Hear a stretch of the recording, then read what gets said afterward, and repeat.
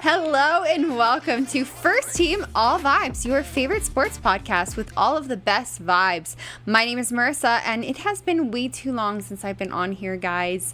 I basically did not make any videos for the entire playoffs, which I regret now because I was watching them the whole time, but I've just been so busy. I was moving, as you can probably tell from my background here. It's different, and it might continue to change, honestly, but I am back, and that's all that matters because we have so much to talk about. I mean, the playoffs happened, the Knicks won the championship, we have the offseason that started and all the trades and all the crazy stuff that's happening, so I kind of want to dive into all of it, at least give you some of my thoughts on everything that's been happening as we begin to kind of enter this, what seems to be is going to be a really exciting offseason and really already has been. So yeah, I'm super excited. Before I get into all of it, please make sure that you do subscribe and give this video a like if you enjoy this kind of thing. I talk about all things NBA, and yeah, it's going to be a fun off season, and we are going to take it right into the new season. So without further ado, let's jump right into it. Now let's start with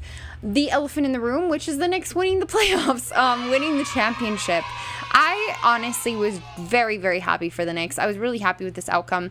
I mean, they had such a dominant run, and, you know, yes, of course, you can argue the strength of the teams that they had to beat and, you know, the East versus the West and kind of the quality of the teams, but I still think that it was really commendable what they did, and obviously they ended up beating the Spurs in 6, which, you know, the Spurs ended up coming out of the West, beat OKC in a 7-game series in the Western Conference Finals, and I was also really proud of the Spurs because, I mean, you know, no one thought that they could do it. They were so young, and, you know, obviously I could get into all of the details about the playoffs and, you know, everything that happened and all the different playoff series and, you know, the Lakers, my team, and everything that happened with them and getting swept and then having the Spurs avenge them. But I don't want to go too much into it just because I feel like it's kind of already been talked to death. But I'm very, very proud of the Knicks. I do kind of feel like once they got to the finals with the Spurs, I really was rooting for the Knicks only because I felt like this was their chance, right? Like, I genuinely believe that the Spurs are going to have more opportunities. Obviously, they're super young, and if they continue on this trajectory, I don't see why they wouldn't. And so it kind of felt like, you know what, this is the Knicks year. Like, let them have one. They haven't had one in 50 years. Let them have one. And obviously we've seen the outpouring of just, like, you know, joy and happiness from Knicks fans, old and new. So I was really happy with, you know, the way that the finals ended up playing out. But that being said, I want to kind of spend the majority of this video talking about the offseason and all of the crazy things that have already happened, all these insane trades, things that we predicted, things that we did not predict, things that we saw coming, did not see coming at all. It's been very interesting, so I kind of want to dive into it, and yeah, we can kind of discuss, guys, and talk about what we think might still happen. So let's start with Giannis. Yes, the big domino that we've all been waiting for. It finally happened, guys. We were finally free of this weight of, like, waiting. I mean, I don't know about you guys. I kind of feel like everybody felt the same way, but it just felt like this thing that it needed to happen already so that the rest of the market could get moving and so that we could actually see some, you know, things unfold in the offseason. And yeah, he ends up going to Miami. He is a Miami Heat now, and he was traded for Tyler Hero, Jaime Jaquez, Khalil Ware, Gaspar's Junkunis. I might have butchered that last name. 3 first-round picks, 1 swap, and 1 second-round pick. So quite the haul. And, you know, my initial reaction, just kind of off the cuff, was I don't know why he didn't force his way to Boston. Because I don't know. I've heard mixed opinions on this, but I tend to believe that I don't think that Miami are going to be very good. I mean, they kind of had to gut their roster to get Giannis. Like, you know, that's a lot, and they're not going to have much money to work with now as far as salary situation. And, you know, I know they obviously, I think that Andrew Wiggins has like a player option, and, you know, Norman Powell might not be on the team. And, you know, it's just, it's going to be difficult for them to be able to build, I think, a deep and good enough roster around this new version of the Heat. I don't know. I'm just not convinced that they're going to be even a top 4 seed in the East, like maybe a top 6. You could sell me on that, but I would say my guess would be anywhere from 6 to 8, which, you know, if you're Giannis, I just think that wouldn't you, you know, his whole thing was, I want to compete for championships, right? Like, that's why he's leaving the Bucks. In my opinion, I think he would have been a way better situation if he had gone to the Celtics. And, I think that we have all heard that was the other suitor for him. The Celtics were aggressively pursuing him. They were offering Jaylen Brown and several picks. And, I think that for the Bucks, the Miami deal was the better deal. I think that, they got a lot more out of that, and they can keep flipping those assets. Like, if they don't want to keep Tyler Hero, there's already talk that he might go to the Pistons, or, if they want to flip any of those players, I think they can continue acquiring assets. And so I think that it was a good deal for them. Obviously, with the Jaylen Brown trade, they would have been getting an instant, top, 6 player, and, somebody that can instantly put them in a good place and act as a good veteran and, a star name that will put people in seats. But I think that ultimately, as we may end up seeing with them still trading Jaylen Brown, the Celtics, which we'll talk about in a little bit, I think that I don't know how much you're going to get for Jaylen Brown, and so I think that still overall the better kind of asset pool that they could get was the one for Miami. So I do think that the Bucks made the right decision. I'm just surprised that Giannis didn't apply more pressure. Maybe he did. I mean, we really don't know, but I do think that he had a fair amount of say because he has to sign an extension, right? Like, they have to know that he's going to want to go to that team. And so I am a little bit surprised that he didn't try more aggressively to push and say, like, no, actually, I'm only going to sign with the Celtics, because I just think that fit would have been so much more instant contender, like favorites in the East type situation. And so I'm kind of surprised that he didn't do it. But at the same time, you guys know I'm a Lakers fan. I don't want the Celtics to win, so I was very happy about that. And also, it just, maybe Giannis just wants to be in Miami and said, I want some warm weather, and let's just try to make it work. So it happened. He was finally traded to Miami, and Boston's still trying to trade Jaylen Brown, and we'll see what happens with that. Just briefly, before we get into all of the rest of the trades that have been happening, I kind of wanted to talk about the draft just super fast and just say, like, I watched the draft. I thought it was pretty much chalk. We'll see how these picks play out. I mean, I think it's always kind of hard to predict. Even really good, prospects sometimes don't pan out. So we'll see what happens. But, I thought it was interesting, and I am kind of excited for Summer League. And I'm not really a person that usually watches Summer League. So hopefully it'll be good. And I'm excited to see, this infamously deep draft class. Now, let's talk about the rest of the trades that have happened. Starting with Minnesota. Let's talk about what Minnesota has been doing, because it's been a lot. It started with them trading Julius Randle in what was basically a salary dump. They traded him for their 28th pick in this round to the Nets in a 3-team deal that sent Nick Claxton to Chicago for free, essentially, assumingly. I think they just absorbed him into their cap space because they didn't send anything out. And the Wolves also got a first-round pick from the Nets in exchange for Julius Randle. So I guess they basically swapped first-round picks. I was honestly surprised when this happened. I did not think that he had that little value, that like you would just have to salary dump him. That was kind of crazy to me. But, I do get them wanting to get off of him. And I do think that, you probably could find a better complementary piece to Ant. And, they needed somebody that could play make, and clearly that led into their next move, which I kind of assumed, like, once they got off of Julius Randle, I assumed, like, okay, well, surely they're trying to clear up space, right? And they did sign Ayo Dosunmu as well. But, I knew that there has to be something bigger. I mean, Ayo is not going to be your number 2, right? So, yeah, sure enough, it was announced that the Hornets were trading Lamelo Ball and Josh Green to Minnesota for Naz Reid, 1 first-round pick, and 3 first-round pick swaps. So I kind of want to talk about, first, let's talk about what this means for Minnesota, and then we'll get briefly into what this means for Charlotte. Starting with Minnesota, it's an interesting choice. Honestly, my initial reaction was just, this is hilarious. Even when I saw the rumor, I thought, oh my God, the idea of Anthony Edwards and LaMelo Ball together is just comedy. And I just instantly knew, like, this is going to be hilarious. This is going to be a duo that would get memed and, you know, is going to be up to no good. And I know that's kind of the whole, you know, joke about them, and people are calling them their duo name Hit and Run, and, you know, everyone knows that it's going to be kind of this chaos duo. And I kind of think that it's going to be like that on and off the court, honestly. So yeah, I mean, I think it actually makes a lot of sense in the sense that they needed a player of his archetype, right? Like, again, they needed somebody who could play make and be a true point guard, right? And I also think that it's going to be a huge help that, you know, they didn't really have like a good secondary option when Ant was getting doubled. I mean, obviously that was Julius Randle, you know, or maybe sometimes Jaden McDaniels, or, you know, whoever was hot that day, whatever. But now without Dante DiVincenzo, like, they really did need another guy.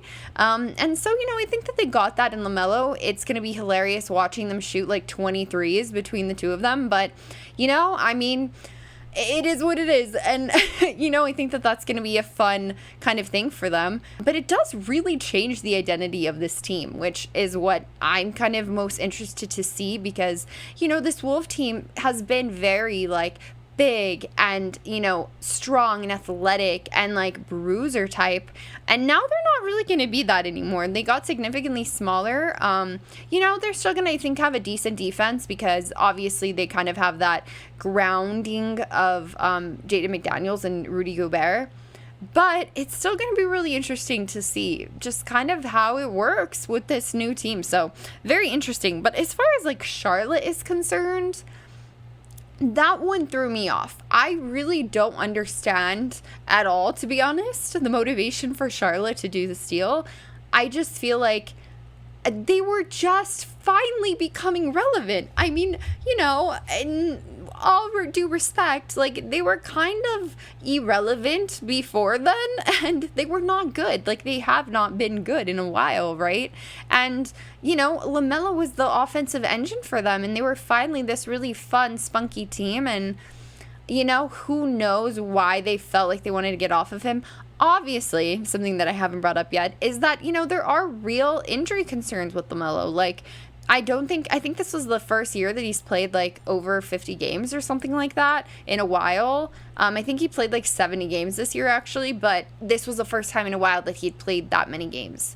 So, you know, I mean, I get that. And, you know, maybe that was it, that they said, you know, like, this guy hasn't been healthy in years and he's finally healthy. So let's just strike while the iron's hot and move on and get a younger core, right? Even younger, around like Con and, you know, whatever. But I still think, like, you should have just kept him. I don't know, but, you know, maybe again, like, maybe there was other things going on, locker room stuff, or, you know, maybe they just, you know, he's an interesting personality, perhaps a bit polarizing, and, you know, maybe they just didn't feel like it was a culture fit. I don't know, but yeah, we'll see. I'm kind of sad. I was looking forward to seeing the Hornets. Like, I think that everyone was kind of loving them. So yeah, it's a little sad to see them disbanded so fast, but they did re-sign Kobe White. He re-signs for 3 years, $74 million. So I think that's a pretty good deal for him. And I guess now he's their starting point guard, and he's really good, but, you know, I don't think he's as good as LaMelo. So we'll see. Maybe they get another piece. I've kind of heard some rumors of, you know, maybe they'd be interested in a few different players. So we'll see what happens with them. But yeah, that one was an unexpected yet hilarious trade to me. Next, I want to talk a little bit about all of these moves that OKC has been making, including one that was just announced actually today. First, and, you know, to be fair, I think that a lot of people kind of predicted that these things were going to happen, but still, you know, I'm interested to see the next move they make after that. So they did trade Isiah Joe to the Pistons for 2 second-round picks, and they also traded Aaron Wiggins to the Hawks for also 2 second-round picks. Like I said, this was kind of expected. They needed to unload some money. I think that they're still like $18 million over the second apron, something like that. So they still actually need to unload more money. But just today, just right now, Shams tweeted that they have officially re-signed Isiah Hartenstein. He had a player option, and so they declined the player option, and they instead decided to sign him for a longer deal, and it's like a 5-year deal. So he's locked in or easily tradable, right? I think it's like a $26 million annual value, which is great for him, I think. I think that's a great value. So Yeah, unfortunate for me because I was secretly hoping maybe my Lakers could steal him, but I knew that was a long shot and I expected this to happen. But like I said, I think that the kind of interesting question now here is, will they keep Lu Dort? Because he is the other player that has a player option or a team option. They can pick it up and keep him, or they can sign him to a new deal and decline, the same thing that they just did with Isiah Hartenstein, or they can sign and trade him, which I think is probably the most likely outcome at this point. He does feel like a little bit more expendable. And, I know the Lakers have been potentially interested. I'm sure a few teams would be potentially interested. And OKC still needs to get off money. So I wouldn't be surprised if that happens, but that is something to kind of watch out for. And I'm curious to see if they make any other actual moves or if they're just going to balance the books and call it a day. So we'll see. Now I want to talk a little bit about the Pistons because I feel like they're kind of like a fun team to watch right now. They haven't really done that much. Obviously, they did get Isiah Joe from OKC, which I think is great for them. Like, they need offense, they need shooters, and so I think that's a great pickup for them. They also traded Isaiah Stewart to the Grizzlies for 3 second-round picks, and I think that, the key with them right now is that they're trying to find a number 2 for Cade, and they're also trying to obviously sign Jaylen Duran to a contract, and he's eligible for some insane number, so we'll see. But they're very much signaling right now, despite like claims that Duran is like not feeling like he's getting enough money. That's probably his team. Meanwhile, the Pistons are like, no, like, we're gonna sign him, we promise, he's not available, which I don't blame them. I mean, he's so young, and I know that he didn't really perform well in the playoffs, but I mean, he has probably a decade plus to prove that he can get better, and I'm sure he will because of how great he was in the regular season. So I would also want to bet on him, and I just don't know that he's going to be in the price range of any other teams with cap space, like the Lakers, let's just say. I don't think that they can afford him even with cap space, and I think he's probably going to end up staying with the Pistons, but I am curious to see who they get for Cade, because I do think that he does need a number 2. He needs a secondary offensive engine, and obviously they're very heavily pursuing Austin Reaves, and that was a big story, and he re-signed with the Lakers, and we'll talk briefly about that in a second, but I think that would be like the perfect fit. I think that Austin actually would have been disgusting on the Pistons, but obviously I'm a Lakers fan, so I'm very happy he did not leave. But they need somebody like that. They need somebody who can kind of take that second option role and also be able to be a creator and a scorer. So we'll see. I'm kind of interested. We'll see. Maybe they get Tyler Hero or, one of these. I mean, I would say Jaylen Brown. I don't think they can get him, but, who knows? We'll see. Okay, so let's talk a little bit about the signings that have happened. Obviously, I just mentioned it. Austin Reaves re-signs with the Lakers for 4 years, $185 million max. Like I said, I'm extremely happy. Obviously, I felt like the Lakers needed to keep him. They did not have a choice. Who are you replacing Austin Reaves with? I think that it was something like there was only like 6 players that averaged, or maybe 6 to 8 players, something like that averaged like over, 23, 5 and 5 or something like that. And it's like all of these insane players like Jokic and Shea and Luka, and Austin's one of those players. And so I don't think that was ever going to be a real option for them to not re-sign him. I think that they were hoping to re-sign him for less, which is what came out, that initially they offered him like $30 million flat. And I think that's too low, and I'm not surprised that maybe he felt a little bit insulted by that. But yeah, I mean, it worked out for him. He got max offers from other teams, notably the Pistons and also the Nets. And, who knows who else would have move stuff around. I'm sure Minnesota would have liked to have him, for example.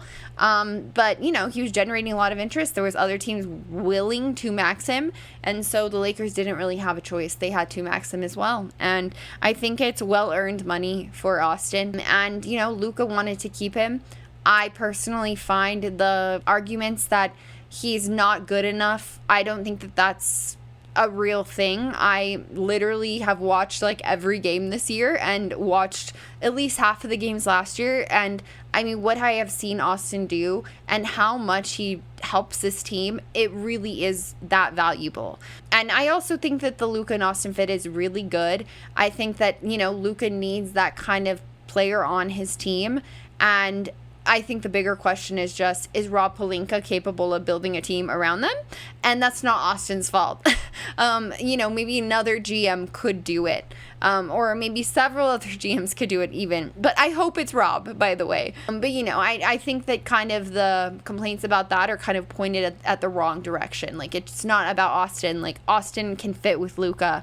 It's just, can they competently build around them? So we will see about that, but Austin is coming back to the Lakers. And another guy who re-signed is Trae Young. He re-signs with the Wizards for a huge $212 million contract, 4 years. That one took me by surprise. I think I even laughed a little bit, honestly, when I got the Shams notification.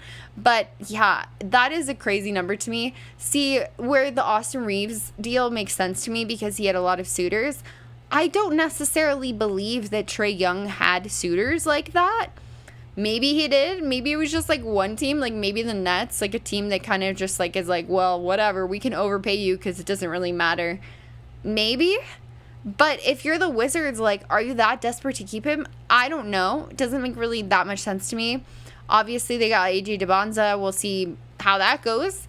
And they still have the AD situation to figure out. So I think that's kind of my next question for them is like, okay, well, you maxed out Trae Young. You have AJ DeBonza. What are you going to do about AD? Because if I'm AD, I'm looking at this and I'm saying, I'm better than Trae Young. Like, I don't even think that's a question. But obviously, the injury concerns, the age, all of those other things play against him. So we'll see. We'll see what Rich Paul allows in that situation. But I kind of feel like that low-key cooked, the Wizards' chance of being able to pay him. And I don't know how that's going to help their negotiations. But we'll see. It's the Wizards at the end of the day. Not really expecting them to be good regardless, no matter what they pay Trae Young. But still interesting nonetheless. We also had some other re-signings. Jose Alvarado re-signs for the Knicks. His was a really good deal. 3 years, $14 million. I think that's a really good deal for him. He had some key moments for them in that final series. And so I think that they did need to bring him back. I think that was a good look for them. And I think that was the smart thing to do. The Suns re-signed Mark Williams. They put him on a 3-year, $38 million contract. They also signed Jordan Goodwin to a 3-year, $19 million contract and Collin Gillespe to a 4-year, $48 million contract. My whole thing about all these signings was like, these are insane deals. Like, these are scam contracts, as they say. These are a low-key underpays.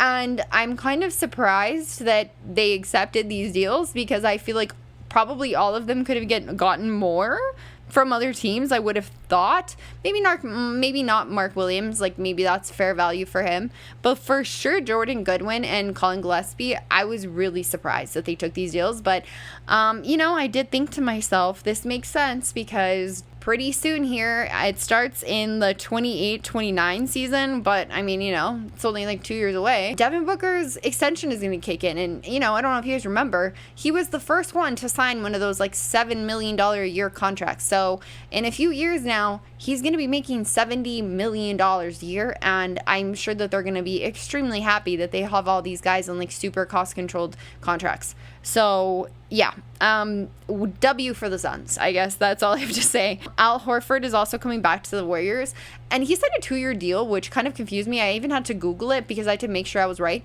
He's 40 right now. So I guess he's trying to be LeBron and play till he's 42. And you know what? I guess with this play style, I guess he can do it. But did kind of surprise me. Like, wow, surprised you would sign a 2-year contract to 40-year-olds. But, that's a good deal for him. And I think it was worth it, I guess, for the Warriors. And then also we had CJ McCollum, who re-signed with the Hawks for a 1-year deal, which I think was good because, they can kind of just like lease him, if you will, until they figure out maybe a better alternative. But yeah, so those were all the main signings that have happened. Obviously, this is just the beginning. And so what can we still expect? Like, I kind of want to set the scene for you guys, if you will. What can we still expect as the offseason goes on? Well, first of all, the Jaylen Brown trade, that's like for sure probably going to happen.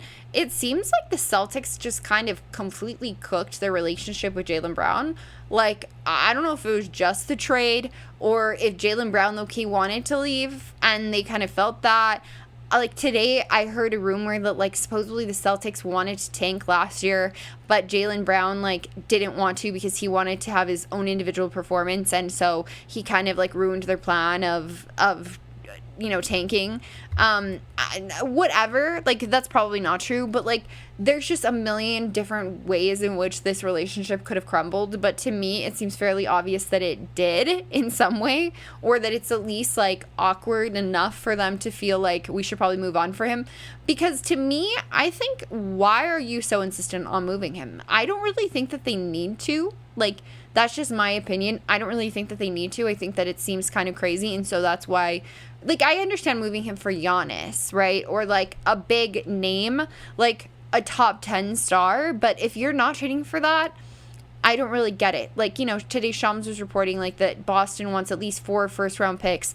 And I'm just thinking, why do you want picks? Like, you have Jason Tatum in his prime. Why are you trying to get picks? That doesn't make sense to me. So I don't know. I think that if he is traded, it should be for players. I saw some rumors about him like being in a trade to Portland. Maybe that happens. But, and I just think low-key keep him in the East, please. Like, I was happy that Giannis stayed in the East. Keep Jaylen Brown in the East too, because we do not need any more of the best players in the West. So that's my only request, Celtics, please. But yeah, I think that's going to be probably the biggest thing. But one sleeper name that I've been kind of thinking about, Trey Murphy. I could see that. I could see a Trey Murphy trade going down with New Orleans. So I could, just because I know that the Celtics have been linked to him in the past, and I think that that might be a prize that would be big enough for New Orleans to give up Trey Murphy, because, they've been so, insistent on not wanting to trade him. But I don't know. We'll see. Obviously, that being said, Trey Murphy, Herb Jones, will they get traded? We will see. Obviously, they've been on, trade rumors forever, and they're always being overpriced. So we'll see if anyone's willing to pay these prices, or if New Orleans finally drops their prices a little bit. We will see. And yeah, one of the RFAs, right? Like, one of these big RFA guys, what are going to happen with them? Is it just going to be like what we're all expecting, that they just go to their incumbent teams, like a Walker Kessler, a Jalen Duran, these restricted free agents? Like, are they all gonna go back to their incumbent teams, or will one of them get swept up, right? Will somebody put an offer sheet down? What will LeBron do? I want to do a whole like Lakers offseason episode. I don't usually do like just Lakers content on here, but you guys know I'm a Lakers fan, and there's so much to talk about with the Lakers offseason. It's genuinely one of like the most interesting ones, and it's such a pivotal offseason that I want to do like a whole committed episode to it. But definitely one of the biggest questions, and we all know, because it's all the media talks about, is where is LeBron going to go? Is he going to stay with the Lakers? Is he going to go to the Warriors? Is he going to go back to Cleveland or Miami? What is LeBron going to do? Everyone wants to know. So that's going to be a big question that we will continue to watch out for. And along those same lines, again, what will the Warriors do, right? Like, everyone knows they're kind of in purgatory. They got a pretty good rookie, but like, he was even making jokes today, I saw at their press conference, that like, I might have to start, even though Steve Kerr doesn't like to play rookies, because basically the team is trash. And everyone was like, honestly true, like, where's the lie? So we'll see if they add a piece. Like, I know that they've also been a team that really wanted Trey Murphy. I think that would actually be perfect for them. We'll see. I feel bad for Steph Curry. I really do. I don't really think that LeBron moves the needle enough. And honestly, probably not even Trey Murphy. Maybe both, right? Like, maybe that could help them. But with Jimmy Butler hurt and them all being so old, I think it's probably going to be more about the same. Maybe slightly better, because I know they were super injured last year, but like, you can't guarantee anything with guys this old. So we'll see. But will they do something? I don't know. New York Knicks, the incumbent champions, will they unload Mitchell Robinson and Landry Shamet? I think kind of general consensus is yes. I know the Lakers have been linked to Mitchell Robinson, and I low-key don't want him. That's just my opinion. That Hack-a-Mitch just messed me up, guys, and I don't want to have to watch that when I'm watching my Lakers games, but we'll see. Maybe they go for him, maybe they don't. Will Charlotte make another move? Like I said, I think that they kind of have to, because I don't really see who else you're putting around Kobe White. I think that you should put somebody around Kobe White, even if it's like maybe they get Tyler Hero. And honestly, that being said, I'm really not convinced that Tyler Hero is leaving the Bucks, because he's from Milwaukee, so it kind of makes sense for them to keep him and then maybe trade like Jaime Jaquez or some of the other guys. But we'll see. the Nuggets. That is a big question for me right now because the Nuggets need to get off salary. And there's been like rumors that, they're kind of having some trouble getting off their contracts. So we'll see what happens. But they're going to have to do something because they have to pay Peyton Watson. And again, he's another one of these restricted free agents guys, right? Like that we're asking, like, will that he maybe get pried away by somebody? We'll see.